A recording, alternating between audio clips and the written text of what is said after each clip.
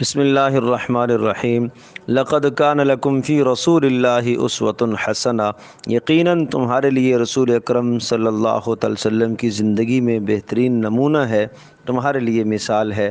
رسول اکرم صلی اللہ تعالی وسلم کی تواضع،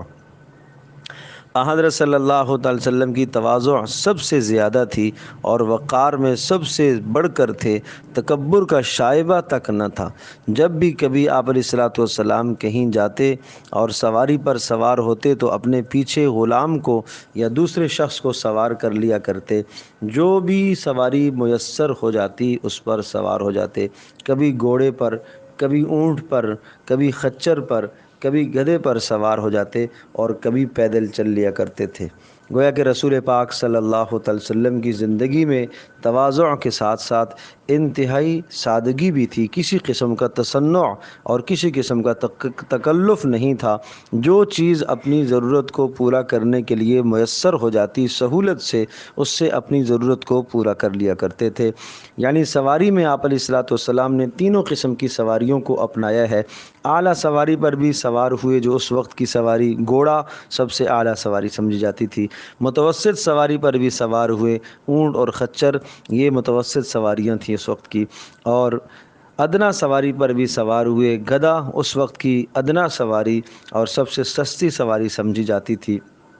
تو حضرت صلی اللہ تعالی وسلم نے اس مبارک عمل سے امت کو یہ پیغام اور سبق دیا ہے کہ اعلیٰ قسم کی سواری اگر آپ کو میسر ہو جائے، چاہے وہ کسی بھی شکل میں ہو، اعلیٰ سواری اگر میسر ہو تو اس پر سوار ہو کر کسی قسم کا تکبر دل میں نہ پیدا ہو، غرور اور گھمنڈ پیدا نہ ہو کہ میرے پاس اتنے اسباب موجود ہیں، اتنا پیسہ موجود ہے۔ اور متوسط سواری ہو تو وہ بھی رسول پاک صلی اللہ تعالی وسلم کی سنت ہے۔ اور اگر کسی کے پاس اعلیٰ اور متوسط کی گنجائش نہیں ہے، ادنا قسم کی سواری اختیار کر لیتا ہے، تو وہ بھی اپنے دل کے اندر کسی قسم کی تنگی محسوس نہ کرے اور یہ سوچے کہ رسول پاک صلی اللہ تعالی وسلم نے بھی تو سب سے ادنا سواری کو بھی، کمزور سواری کو بھی آپ علیہ الصلوۃ والسلام نے اختیار فرمایا ہے۔ اور جس شخص کے پاس نہ اعلیٰ نہ متوسط نہ ادنا ہو تو اس کے لیے پیارے پیغمبر صلی اللہ تعالی وسلم کا اسوہ حسنہ یہ ہے کہ آپ علیہ الصلوۃ والسلام کبھی کبھی پیدل بھی چل لیا کرتے تھے۔ تو ہمیں بھی پیدل چلنے میں کسی قسم کی عار محسوس نہ ہو،